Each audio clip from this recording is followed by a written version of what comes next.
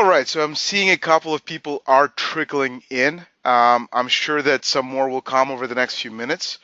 But I think we should probably get started here. Welcome everyone. You are here for developing your strategic plan and setting objectives and key results for 2018. We got very few days left here before the new year. So hopefully this will help you sort of hash out and understand what else you could do to get into the new year with a clean strategy and some objectives to grow more effectively. So this is the expert series, and our guest today is Bruce Eckfeldt. He is he's an Inc. 500 CEO, an entrepreneur, and someone who's a certified Gazelles growth coach. I think a lot of you here probably already know enough about Gazelles. It's an international organization. Bruce will tell you more about it. If you read the book Scaling Up, you really know exactly what you're going to hear today, and you're probably very excited for that.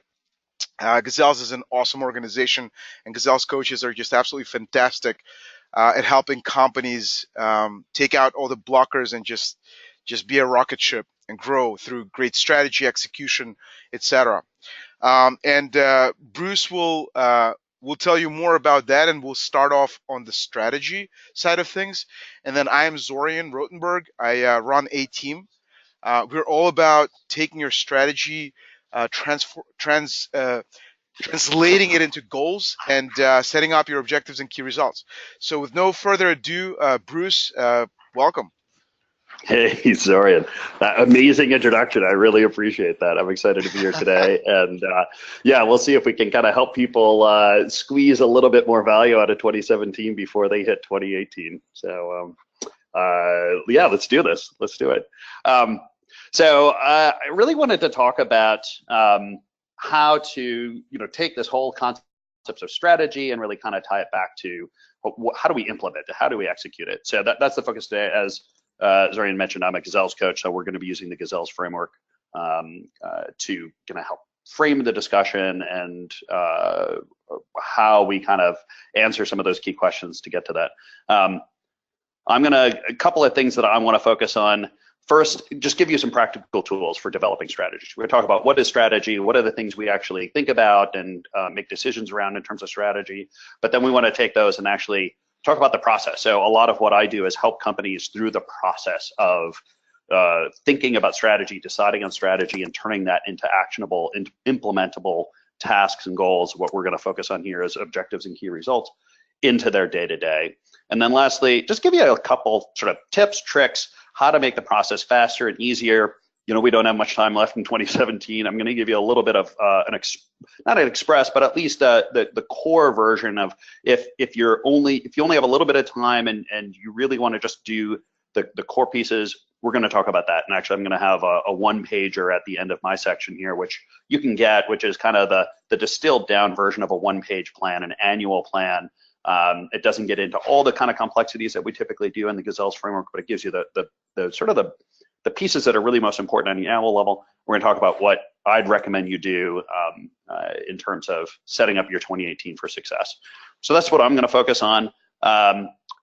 Just real quick background on me, so you understand how I got to where I am today and why I kind of speak about what I speak about and why I work with leadership teams. So originally, in the upper corner here is a picture of McGill University. I was an architect.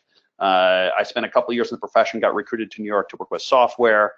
Spent many years on the product strategy side, design strategy side, really digital strategy inside companies. I got really interested in tech, so founded a company called Cyrus back in 2003. We spent many years on the extreme programming, agile software development, lean software development. So I got very involved in the actual coding side of the business. We put that company in Inc. 500. We had a fairly substantial growth over a very short period of time, so experienced firsthand as a CEO, as an entrepreneur, as a founder in that seat, know what that looks like. Ended up selling that and focusing really on helping other companies through this growth process. So everything that I've been doing the last 5 years has been really focused on how do companies scale and how do we scale effectively, efficiently. The things I like to say, or my tagline is, getting faster growth, less drama, right? So I want to figure out how do we increase the acceleration, but also how do we make it easier? And really, how do we make it more fun? And so I joined Gazelles, and I've been focusing on that the last few years. The Gazelles, just so just to give some context, I'm sure people have heard about Gazelles, but basically what we are is a group of coaches. It's based on the Scaling Up and Rockefeller Habits books that Vern Harnish wrote, and has built a really wonderful community of coaches, of thought leaders, of companies, of founders, of CEOs, who are all really in this journey of how do we scale. And typically we like to say you have startups and scale-ups, and scale-ups are really this journey from 1 to 500 million in revenues. Like, what does that look like? And there's a lot of kind of changes and challenges that happen. So that's what we deal with. The things that I find sort of face business owners, executive teams, founders, CEOs, in terms of this growth process, couple of key areas: product and customer development. How do I develop the right products? How do I innovate? How do I find customers? How do I attract them? How do I acquire them? How do I get them to use my product and service? That is a huge challenge for folks. Another one is just finding and keeping talent. How do I find the right people? Where do I find them? How do I recruit them? How do I onboard them? How do we retain them over time? So talent is huge. Managing people and performance, which is core of what we do with OKRs. How do we set up making sure that people are doing the right things, they're doing them efficiently, correctly, that we're focused in the right areas, that we're delivering the right results, that we're measuring in the right way. And then finally, funding, managing cash flow. We have a phrase that a growing business consumes cash, right? So we need to make sure that we're not going to grow ourselves out of business. More companies end up dying from drowning than starvation, meaning that we can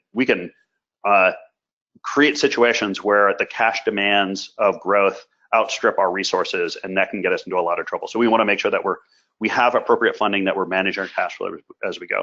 So those are the general things that we talk about, or that we focus on as Gazelles coaches and looking at scaling businesses. And it's this managing people and performance that we really find that objectives and key results have some really important role to play in that process.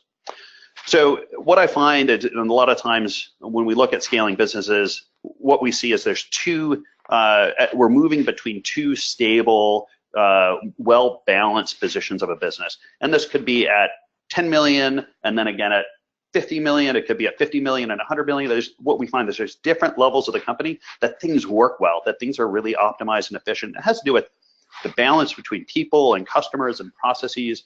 Now, the problem is in between those states, you can have things kind of really out of whack. Like you can have too many of a particular role, or a process is not well balanced, or I don't have enough managers, or I have too many managers. And what happens is, as a company moves between those two stable points, is you run into a lot of inefficiency. And a lot of companies don't make it through this. It's what we call the chasm. They kind of get stuck in the middle. They retreat. They might get in a cycling retreat. They may never try it again. A lot of what we're doing in this whole process of growth is helping companies figure out, how do we get between those 2 points successfully? How do we do that? A couple of key things. One, we want to make sure that we have a clear definition of the next stage. So if we're at 10 million and we're trying to get to 50, or if we're at 100 million and we're trying to get to 250, like we want to know what those numbers are that represent a nice, stable structure inside the company in terms of people, in terms of management, in terms of roles and reporting, in terms of processes. And if we don't have that clear vision, we basically don't know where we're going. We don't know how far we have to go, how quickly we need to get there.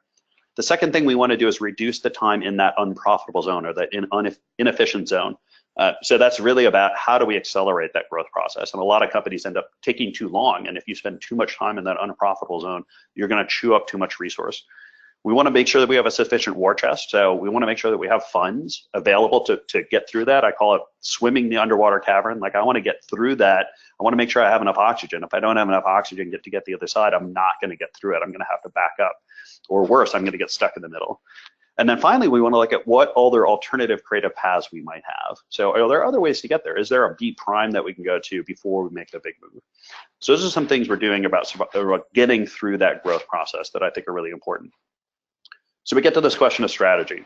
And I think, to the question of what is strategy, I like Michael Porter's definition. There's lots of them out there, but Michael Porter is kind of the simplest and I think the most effective for me, which is, strategy is about making choices, about making trade-offs, and it's about deliberately choosing to be different. The corollary to this that I think is really important, it's also about choosing what you're not going to be. So a lot of what we're dealing with in strategy is figuring out not only what are we and what are we going to do, but what are we not going to do. And in fact, that list is really important to lay out, and we spend actually quite a bit of time actually saying all the things we're not going to be, because by doing that, we make that what we are going to be much more powerful.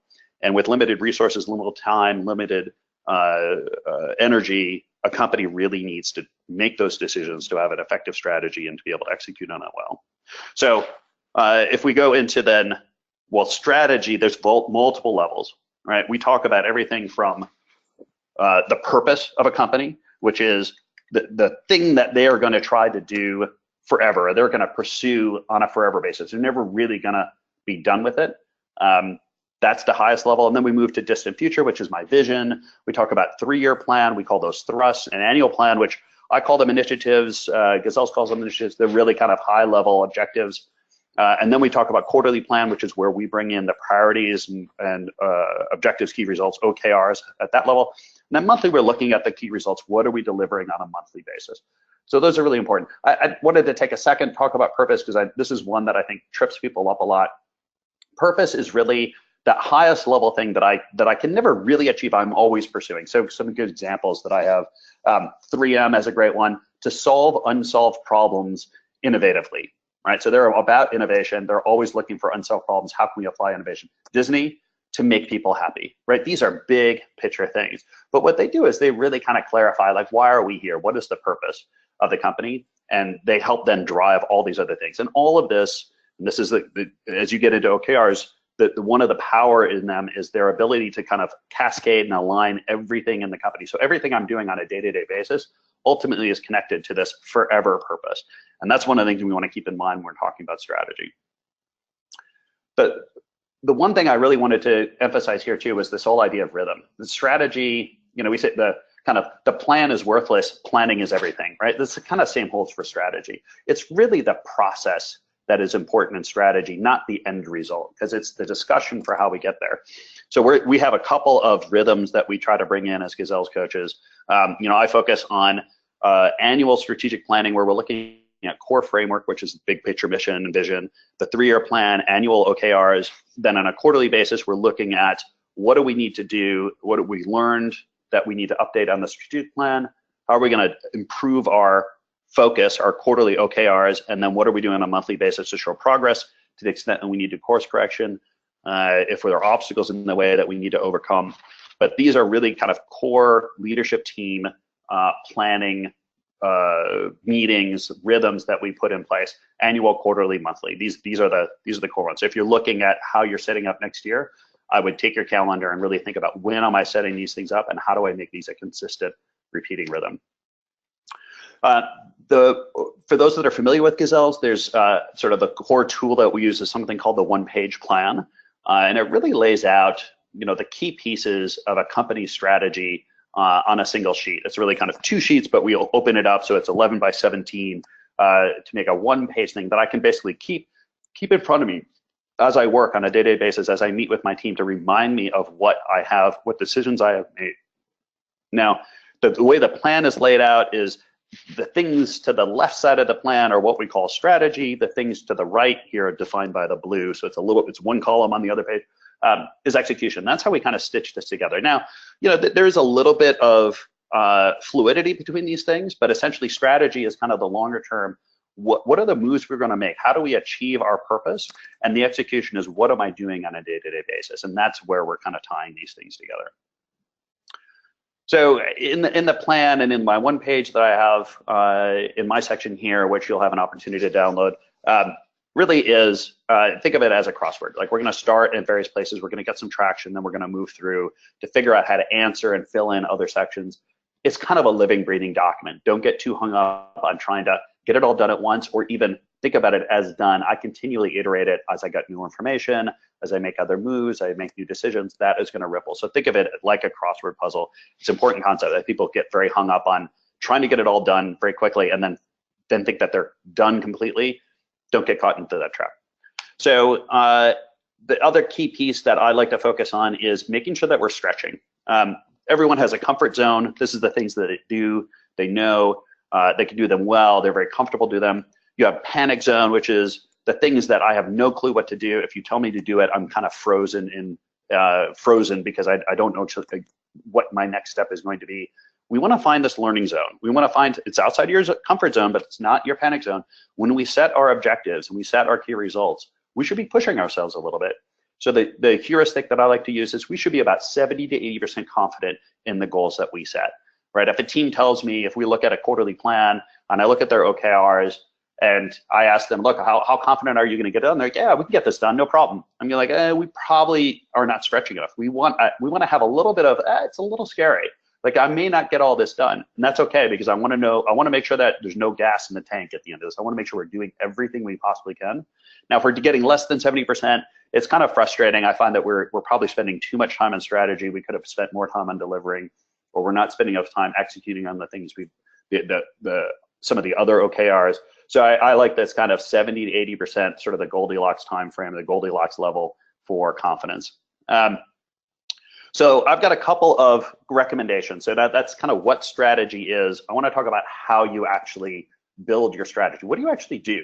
And I talk about process a lot. And a lot of what I do as a coach is help companies figure out how do they develop their strategy, because the process is just as important, if not much more important than the product in this case, because I need buy-in, I need commitment, I need enrollment to make sure that I'm going to be able to execute well. So the first thing I say is bring together the right people.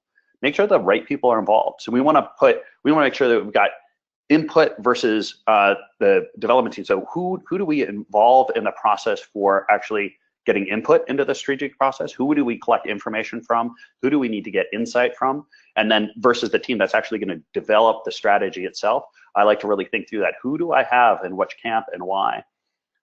We want to make sure that we've got common values, priorities, and scope. So we want to make sure that that we're clear on what our values are, we're clear on what our priorities are, and what the scope of this of the effort's going to be.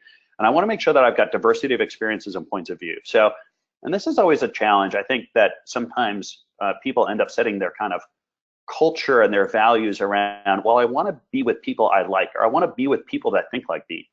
In fact, you don't. You want to have a certain amount of diversity of opinion, diversity of experience, of background, skill sets, so that you have new ideas and perspectives. Now, you need enough commonality around the important things, the values that I have, to have a team function together well, to be effective as a team. But I want that diversity. So I want to really make sure that when we bring together teams to work on strategy, we've got that diversity of opinion. It's too easy to kind of get groupthink going when everyone has the same experience, they all know each other really well, they have the same background. That can be dangerous. So think about that as you put together your team. Second thing, make sure you create the right environment. So I find that getting out of the day-to-day space, I want to get away from my normal routines. I want to get away from my normal distractions. I want to get into a new space. I want to get out of my normal environment to be able to do my strategic work. I want to avoid the conference table. So I tend to put my teams in rooms that do not have big center conference room tables or big conference tables. We try to get into an open space. I try to get everything up onto a wall. I have people sit around in semicircles, change up that environment. So I'd recommend you think about doing that. The other thing is inject new ideas, experiences, and energy. I've worked with teams where a section of the day will be walking. So we'll go through a question, we'll have a discussion while we're walking or while we're eating or while we're doing an activity. Like, you want to get people in a different kind of environment, doing different kind of things to kind of shake up the thinking. You want to get them out of their routines and out of their ruts. You can also actually bring in new information. So, going to visit a location, going to visit the shop, going to visit the factory floor, whatever your business is, see how you can get some new information on the table that they might not normally get. That can often be key to getting people to think differently on strategy. So that's number 2, is create a right environment. And this is an example where, rather than sitting at a table and looking at a PowerPoint presentation, we're actually, giving people stickies, putting them on walls, having them go through and actually interact together. So one of my tricks as a facilitator that I'm working with people is I make them do the work. Rather than me running around with the stickies and trying to capture all the notes, I give them pens, I give them stickies, they capture the notes, they capture each other's notes. It's really important to have them physically engaged in the process. So think about how do you do that in your strategy sessions, where it's not just sitting around a conference table looking at slides. How do you get up and do things? So the third thing I say is always start with a reflecting on last year. So I'm a big, come out of the lean agile space, I'm a big agilist. I focus on this whole idea of retrospecting as our past is one of our best sources for insight about how we might want to do the future differently. And we have to collect that in a certain way. So the basic steps of a retrospective that I like to follow, we always start with collecting data. What are the highs? What are the lows? How did I do my OKRs? What did I complete? What did I not? Why? So collecting the data is always the first step. Once I have data, then I can develop some insights. So what are my observations and what are my inferences? Once I have data, I can start to see like, well, what's the pattern? What do I notice? What surprises me? What do I see that's missing? Right? What questions do I have? Like that is all insights from the data that I've put together, and then I can start thinking about ideas. And at this point, we're still divergent. We're still talking about possible actions, possible ideas, changes for the future, the things I might want to do in the future based on my observations of the past. All right, so that's the third thing I really make sure that teams do is have this whole day of reflection. It's an example of doing a retrospective where we're laying out a timeline and everyone's putting information up. And as people put things up, they're noticing things about other people's things. They forget about things. It reminds them about stuff. It triggers events. It triggers memories. That's the stuff we want to get out because in there is kind of rich fodder for insight that's going to help us be better in the future. So the fourth thing is using this, what we call the SWTs to define the landscape. So SWT, people know the SWOT, so which is strengths, weaknesses, opportunities, threats. SWT we like to use that strategy, which is strengths, weaknesses, and trends. All right, we're not gonna look at the OT in this case. We want to see strengths and weaknesses and what are the trends. We want to see how do we play to what's going on in the market. So strengths are these internally competitive capabilities. What do we have that allow us to compete? Weaknesses are what internal liabilities or shortcomings do we have that other people could use to hurt us, that could use to our disadvantage, right? What are the areas that we have vulnerabilities? All right, so that's weaknesses. And then trends are what I call the micro and macro that might impact the future. So this may be as simple as what's going on in our market, in our geography. It could be politics. It could be economics. It could be world trends. It could be technology trends. We want to understand what trends are out there that are going to impact our ability to be successful in the future. Right? So that we want to list those things out. That's going to give us the landscape that we can then start making some decisions around. Fifth thing is we want to figure out really what is our 3-year target. So once we have, ideally we've got our long-term plan, we've got our purpose, we've got our vision, we've got our 3-year targets. Where do we want to be in 3 years? This is now where we're starting to say, given where we need to be in 3 years, what do we need to do over the next year? What are my critical numbers? Based on my 3-year targets, what am I focused on? And what do I need to develop quarterly? Right, so this whole cascading, right? We're looking at the future, we're looking at the forever, the purpose, we're looking at distant future, we're looking at 3-year. This is where we're starting to come into this annual plan. So we need to have that in place to effectively do an annual. Once I'm down to the annual, I'm really going to look at the year by month. I'm going to lay out the 12 months, and I'm going to start to look at, okay, what happens to us? What are the key things that happen? Do we have a seasonal or cyclical business? Do we have things that are around, if I'm in education, is it around the school year? If it's retail, is it around, a holiday season? Is it weather dependent? Like, what are the things that are going to impact me? I need to make sure I note those, because one of the things that people do is they kind of look at that year and they do some kind of trend line. They say, oh, we're going to increase by 5% every month. Well, if we don't factor in those seasonality, I could err either way. I could be in a high season and think, oh, I'm crushing it, when in fact, actually, I'm only on track because that's when I have to make a lot of my money. So I want to make sure I identify those things. Then I'm going to break down that critical numbers by month, figure out what goes where do I need to be in terms of targets. And then I'm going to start looking at some offsets and delays. So if I need to be at a certain number of sales or a certain number of clients or a certain number of locations by a certain time, what do I need to do to get there? Does that mean I have to open another location? Well, if I need to open a location, when do I need to do the real estate analysis? If I'm going to hire a bunch of employees, when do I need to post the job descriptions? Right, I start backing that up to figure out when do I need to do these things if I'm going to hit these goals. So we start with the key metrics, we figure out what do I need to do to get those, and then what are the dependencies, what are the actions I need to take by when to be able to hit those targets. So that's really kind of how we map out the year. So that's this kind of cascading process. So you can see here an example of doing the monthlies where we're actually looking at what are the key numbers and what do we need to hit by a certain time period. And again, think of the crossword puzzle, right? We're gonna put pieces in, and from there we're gonna extrapolate and interpolate the different numbers that we need to get, and we may cycle through that a few times as we kind of zero in on what those numbers are. So then what I do is figure out what are those key moves I need to make by quarter. So now that I've got my year mapped out by month, I'm going to figure out quarter by quarter what are the objectives that I need to put in place. So I like to think about each one of these decisions: people, strategy, execution, cash. What do I need to do in each quarter? I'm going to look at the targets, and I will look at these dependencies, and then I'm going to figure out the top 3 to 5 priorities or objectives in OKR terms. What are the 3 to 5 objectives I need to focus on that quarter to hit my numbers? All right, because this is all about the choice I'm making, the things that I'm choosing to do, the things that I'm choosing to focus on to implement strategy. Because if I don't have those priorities clarified, it means that I'm only really going to be working on the urgent all the time. I'm never really going to get the important. So that's 7, and then finally 8. Determine your first quarter objectives. So now this is where we've done the long-term planning. We've gotten it down to my annual. I've set my targets, identified what I'm going to do on a quarter by quarter basis, and now I can start saying, okay, now these are my objectives for the quarter.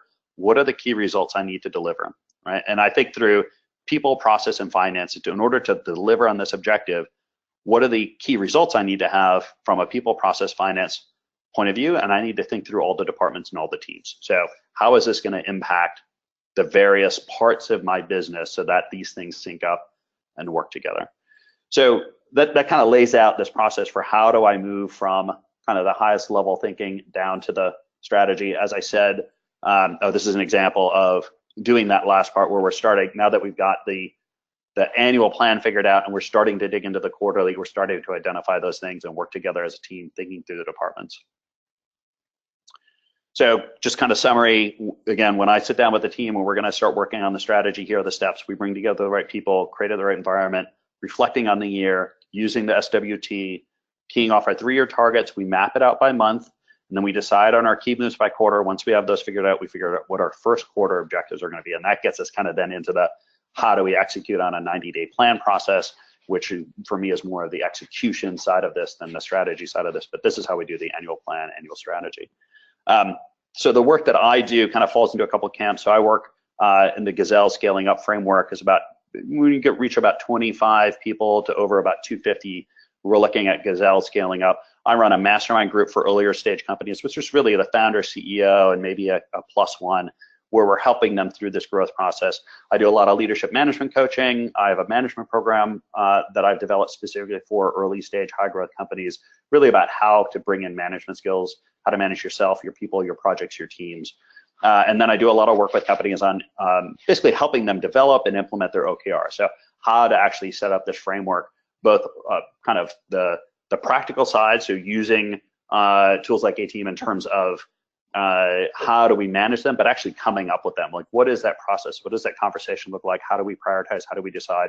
How do we frame these in a way that's going to be successful? And how do we cascade them between the departments and the level of the company? So that's a little bit about what I do. As I mentioned, I've got a 1-page annual plan that is a good tool for helping you think about a year. So we're end of 17 into 18 here. I would suggest if you're looking to develop a 2018 plan in short order, this is a good tool. It starts with the strategic framework. So these questions that I mentioned from Porter, we like to, for this level, I like to focus on who's your core customer, what's your core product or service, and what's your core channel. So that's your strategic grounding. Those are the strategic decisions that you're making: customer, product/service, and channel. Then we go KPIs and targets. So we're figuring out, okay, for the year on a quarter by quarter basis, what do these numbers need to look like? And I have on my sheet, it's revenues, expenses, profits, and what I call COH, cash on hand. And then we pick a couple of key metrics for the year. What do we need to hit? Based on that, we develop our objectives. What are the key objectives we need to hit? And here, again, this is the initial plan. It's the thinking. Every quarter, we're going to reviewing this, so we may adjust them as we go, as we learn more and realize more. But this is really the tool then that I use to help companies think about what do they need to achieve for the year, and then as they're going quarter by quarter, how do we keep this on track to hit our pieces? If you want to get that, you can just send an email and send me an email at OPAP. That's 1-page annual plan, OPAP@eckfeldt.com. I'll send you an email with the attachment so you can get that. I've got it in a PDF form. It's pretty simple. Like I said, it's a good tool for quickly kind of laying out 2018. I have a department version as one. If you remind me, just send me an email if you're kind of doing a departmental plan as opposed to the overall company plan. Similar, has a couple of twists on it. That's a little bit about how we deal with strategy, how we implement strategy. And I think at this point, I'm going to turn it over to my co-presenter here, talk a little bit about OKRs and actually how do you implement and manage OKRs themselves. Great, Bruce, that was awesome. Hopefully that was super helpful to everyone here on the webinar. Of course, with very little time left in the year, Bruce has summarized a couple of key things in that, at least that one particular slide on strategy that you can get help on and start ruminating on for next year. And actually, before the end of the webinar, we're going to give away a couple of free gifts, perhaps in the spirit of the holiday season, but in general as well for the webinar attendees. And one of them will be a free consultation where you'll see that Bruce and I together will help answer a lot of questions about strategy, about creating objectives right out of that strategy to align your teams and to connect that to execution. And you can actually ask questions that Bruce can answer on a lot of the things you've just heard and go into some more granular detail, and that will be free full hour, 60 minutes of no pitches, but like literally true consultation. So with that said, let me quickly run through a couple of things here. So this stat comes from professors Kaplan and Norton, who invented the balanced scorecard that a lot of great companies use, and they are real deep domain experts on corporate strategy and setting objectives, and they taught at Harvard for a long time. They said 95% of average companies' employees actually don't fully understand the company's strategy or goals, or even worse, what's actually expected of these people, of themselves to help the company achieve its goals. So it's not that they just don't understand the company's objectives or the company's strategies. They themselves don't even have their own goals.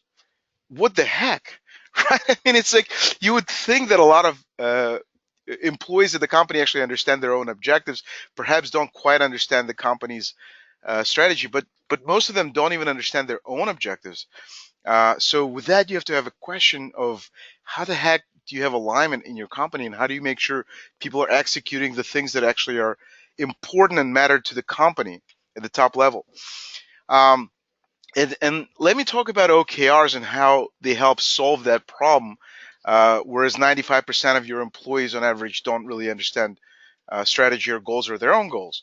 So OKRs are all about alignment and laser focus, right, to achieve execution, which is your results.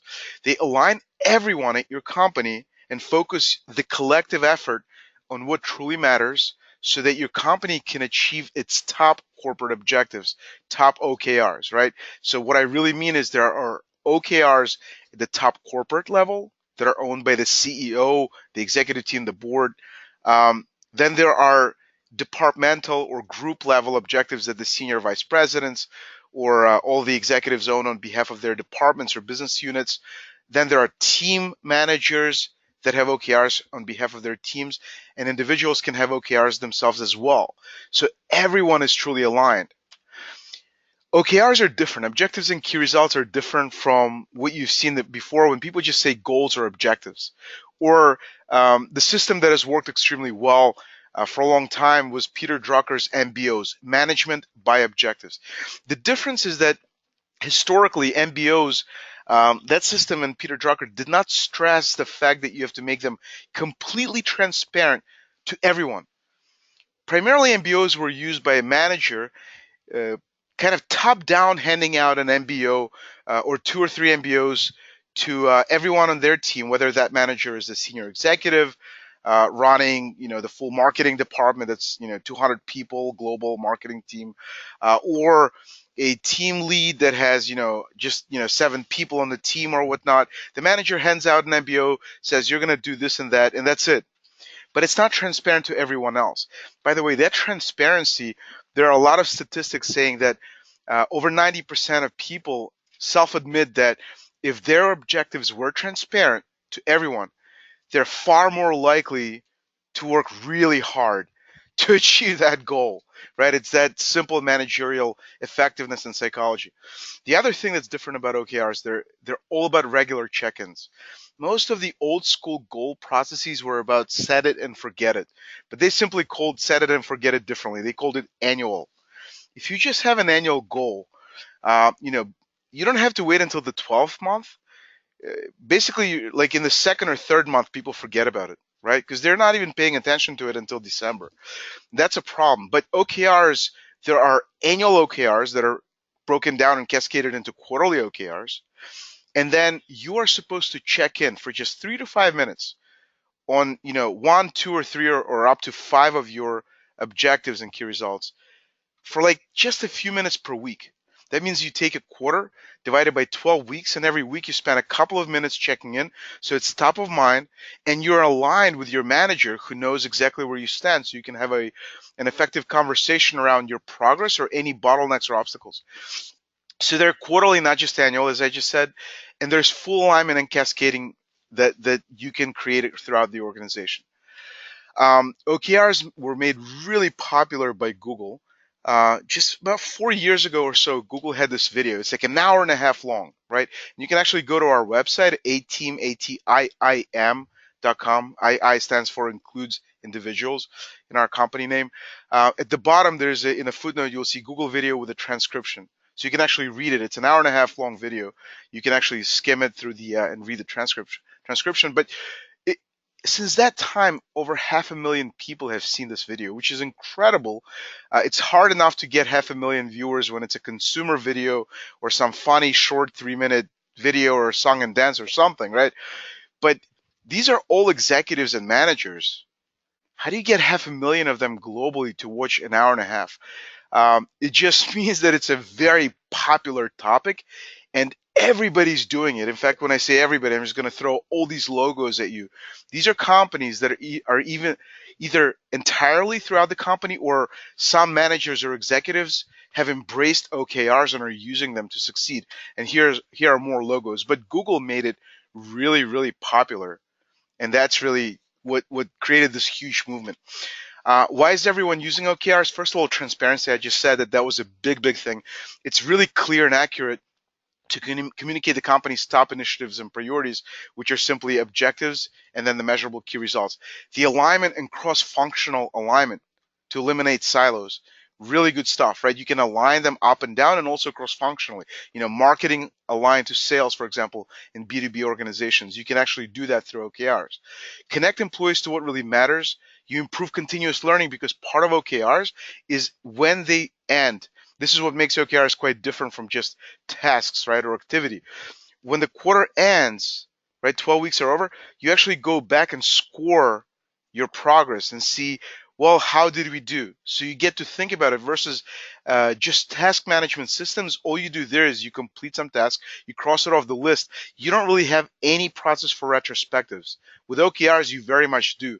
That's what makes using objectives extremely powerful. And finally, it's about establishing measurable progress indicators, because a lot of companies who just use like task management, they're basically getting sucked into a process of partial micromanagement. So every manager is just reviewing tasks and activities, not actual goals, which are only about outcomes and results. Very different stuff. So you make your progress on your team measurable, not like, hey, I did 5 things this week. Nope. You're talking about a completely different paradigm. You're talking about, we needed to produce, generate 1,000 leads on our marketing team this quarter. How many leads did we generate? Notice we're not talking about activities. We're not talking about creating landing pages in marketing or publishing some content. No. That's all tactical stuff that falls under the objective. You're only talking about 1,000 leads that need to be generated. That's your key result. That's an objective, right? The objectives with key results. That's your key results here, where you're basically measuring the outcome, the results, right?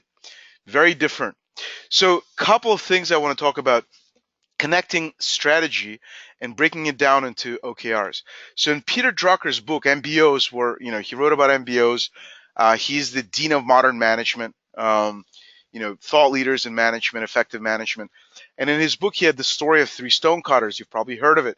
So there's this traveler that's passing through a city, and he goes and sees three stonecutters. The first one is sitting right next to him, and he comes up closer and says, "Hey, what are you doing?"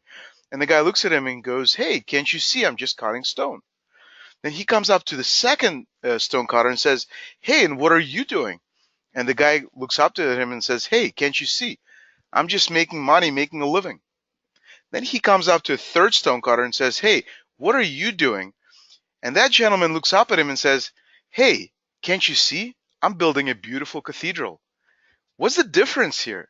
Why do they have such very different views? Well, I think the last one must have had some clear understanding of the strategy and probably had some OKRs that were connecting his vision for where he's going, building this cathedral, to his actual tactical work at the ground level of cutting stones. That's what it means when you have clear strategy that Bruce was talking about earlier, an actual way of communicating that strategy clearly by breaking it down into objectives for people, right? So translate your strategy into clear and focused OKRs, and these OKRs are the ones that will connect that strategy to actual execution, right? Finally, things are starting to get interconnected, and your teams, your executives, your managers, your junior employees, and direct contributors, they're working and moving in the same direction. Secondly, let's understand the definition of OKRs. First of all, let's just make it very clear. OKRs are simply objectives. You know what? It's just all about setting clear objectives, or you can call them goals. Frankly, the pedantic sort of academic discernment is that goals are annual and objectives are quarterly, right? But but objectives and key results are simply objectives with a few tiny nuances that Google really loved and made, made this standard at Google, and made this is what contributed to Google's success. If you watch that video, or one of the many things, right? But the objective is actually a slight misnomer. What it really is just a name, right? It is what we want to accomplish. It is a qualitative title or a headline, which you can refer to as a strategic priority or initiative or strategic theme, right? It actually labels or names the key results. And the key results is the results you want to achieve. They are measurable and quantified, and that's actually what in the sort of in the prior approach you would refer to as MBOs. So basically increase our sales, to $500 million or to by 30% or whatever it is, right? You have the KPIs and the measurable, the number in there, the metric, right? That's your key result, right? Think of that as an MBO and think of an objective as a headline, right? So key result measures whether you're making progress in the objective. So you basically say it like this: we want to, and then you put the headline of the objective, whether it's grow our company or become a world leader in our segment or whatever. But how do we measure that? And that's where you put the key results underneath. Very simple. Let's talk about cascading and alignment. In the past, it was very hard actually to cascade and align goals. But today it's actually simple because you can use software. This is a snapshot right out of our own product, like a demo set, where you can actually take goals and align them. And actually, it's not simply like where you put like a static like labeling of goals and then like under them you nest it or whatever. It's actually interconnected algorithmically. So any progress made on some sub goals, sub objectives can actually contribute up and move the needle or the progress bar forward as you're making progress on those sub objectives. That's how you can interlink all the different goals together. And this could be cross-functional too, not necessarily hierarchical in the same department or area. It's really cool stuff, and it's hard to do in PowerPoints or Excels. It's a real pain. So software enables that. Let's talk about planning and timeline. So first of all, focus, right? So Andy Grove wrote High Output Management, where he referred to Intel MBOs, IMBOs, which basically were sort of the OKRs of today. Like Andy Grove is sort of credited with inventing OKRs. He called them IMBOs, Intel MBOs. And he said we must realize that if we try to focus on everything, we focus on nothing. So don't have too many. For the top company or any given business unit or any team or any individual, And by the way, we don't recommend rolling it out to individuals right away, right? We actually recommend starting slow if you haven't really set a goal system in place just yet at your company. We recommend like quarter by quarter, like executive team, first quarter, second quarter, roll it down another level or two. But anyway, for each level, you don't want to have more than 3 to 5. Sometimes you can have just one OKR, one objective, and like a few key results under it that show you how to measure that objective, or even one key result. It could simply be, grow our business globally, and the key result, the way you measure it is revenue will be, at 100 million. And that's it. It could be that super simple. Usually you have a few more, but don't have more than 5. If you try to focus on everything, you focus on nothing. 3 keys to success in your planning this out is discretion, right? 2 is common sense. And by the way, common sense is not so common. So be careful, right? And then walk before you run. Don't try to boil the ocean, right? Just really, this comes down to make it very simple and make it fit your context and model. Um, Here's the one must do when you set objectives up. This is the one must do. And Andy Grove said that the key is to set and check in on the OKRs frequently. That is that weekly check in. You don't have to do it every day. That's silly, right? Why waste time? But you have 12 weeks in a quarter. Why wouldn't you take 5 minutes per week, look at your, 1, 2, or 3 objectives, right? Update the key results under each, right? Take 5 minutes and make sure your manager has a copy of it, right? In our own product, it's done automatically with notification. It's automated to tell you to come in and update, etc. There are dashboards, charts. It's awesome, right? But if you want to do it purely by email, do it even that way, right? Or Google Shared Doc. But that way, everybody is completely in sync every week, and it takes just a few minutes. And part of the updating of the measurable goals is also updating your manager. Are there any obstacles or risks that you've noticed this week that may prevent you from hitting your objective? Very important question to ask, as don't just update the metrics, right? And you also want to check in on things, any small wins. That's a very important thing that a lot of managers are not effective on, is understanding and letting the people on their team voice out, are there any small wins they're proud of? Super important. There's a whole book by a Harvard professor, Teresa Amabile, called The Progress Principle. Highly recommend it. It's all about that the most effective companies make it a system internally to ensure that people can talk about small wins. It's huge. Really works. And this is just a psychological study on goals, and really updating in frequency makes a huge difference in achieving the progress. Deloitte said the same thing: as you're updating your objectives more frequently, you're far, far, far more likely to be at the top tier in the, score in the top quartile of business performance in your industry. Makes sense. Means that people focus on what really matters and don't wait a whole year to look back and see where you're at. Because if you're checking in for just a few minutes a week, that means you're on track, you're aligned, you're executing. It's hugely important. I'm gonna go through these, without reading each one of them. But the point is, the weekly check-ins. This one must do that Andy Grove said you should do with OKRs.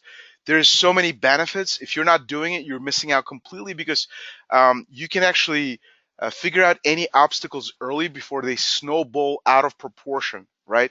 And this happens a lot. Like a quarter too late that a manager and executive finds out they can't change anything anymore. If you divide a quarterly objective into 12 weeks, then every week for just a few minutes when you're reviewing it or eyeballing it, that you can change something or adjust correct the course. It's super important to do. Start every meeting with goals. Why are many meetings between managers and direct reports, or even team meetings, or executive team meetings, why are they not starting out with, hey, what are our top objectives, and discuss where we stand or where we're bottlenecked? Why are these sort of like amorphous kind of vacuous meetings? That shouldn't happen. Doesn't every company have clear objectives and clear strategy? Why shouldn't a good portion of that meeting be sort of agenda about the objectives and sort of structured around the objectives? Identify problem areas. Run like a report. This is like out of our product. You can run a report where you show objectives that are at risk, right? In our product, people can update their objectives. Some of them manually. Some of them are integrated to systems like Salesforce or Jira that are automatically pulled in. And in real time, where are we really behind? The next one is goals are about results, not activities. Luke Gerstner said, never mistake activity with results. They're two different things. A task is an activity. It's like you can have a task management system, for example, like Jira, right, or Trello, and you can just have a million tasks in there and do all kinds of activity. But those aren't results, and projects aren't results either. They help bring you towards results, but goals or objectives or OKRs, they're all about ultimate outcomes. They're all about ultimate results that are measurable. You make work and performance measurable. You're not looking to, you don't want to be a micromanager and look at how many tasks someone did. That's not that relevant. The quick question here is, how far are we, or how much progress have we made towards a measurable objective? And then you can talk about the projects and activity we've done to achieve it. So this is, you know, goals management is not about managing tasks. Okay, to-do lists are not objectives. Putting things on your calendar, that's not measurable objectives. None of these, Microsoft Project Management or Jira or Trello, they're not about measurable, quantified objectives. They're about tasks or projects. Don't confuse those, right? If your team is all about micromanaging things like that, they're missing the big picture. They're kind of like the first and second stonecutter. They're not like that third stonecutter. Okay. So few holiday gifts for webinar attendees. So first of all, we have a couple of great ebooks on our resources page at our website. You can go to atiim.com. Getting started guide, a bunch of ebooks there. Easy peasy, right? You can download and read about setting OKRs. We have one called the Definitive Guide to OKRs, one with examples of OKRs. In fact, we've created a website called OKR-examples.com. You can find a lot of great examples there that we're constantly enhancing. The other thing is I wanted to tell you is we recently released what we call the Onepage strategy, TOPS, right? That's how we call it because we think that that's how you get to the top by having this clarity in that one page. So Bruce offered you actually a printable version that's very, very good. I highly recommend that you get it from Bruce. This one is actually in the product. This is a feature we launched, and anybody who's interested, this is not like the thing itself that's free.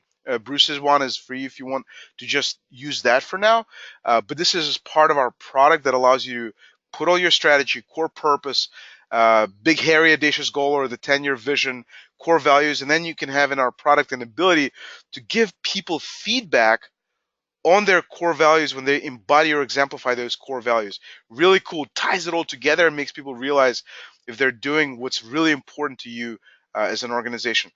So this is a big giveaway. So we're giving a 60-minute free OKR and actually strategy consultation, right? It's coming from Bruce and myself. It's not a product demo. It truly is a way for Bruce to talk about the key things you need to get your strategy going for next year. There's a lot more you can do with Bruce, obviously, and hire Bruce for full consultation and project to help you set everything up, as he discussed earlier. But it's also about OKRs. We can actually give you some custom OKR examples for your company. It's customized for you, and we prepare in advance. All at no cost, real deal. An open Q&A, ask anything. Feel free to email me, Zorian at atiim.com. Here below, just say OKRs at the top, and then we will have someone help us schedule a meeting when Bruce and I are available. And it's exclusively for you. Anything goes with regard to strategy and OKRs. And with that said, so thank you all so much. We were going to give you back the remaining 5 minutes of the webinar back to your day. And please let us know if we can be helpful and this is interesting for you, this free 60-minute consultation. And have a wonderful rest of the year. And thank you so much for joining us. Bruce, thank you so much for being our guest speaker today. Thank you, Zorian. Thanks for everyone for joining us. Look forward to speaking with you. Thank you all. Bye-bye.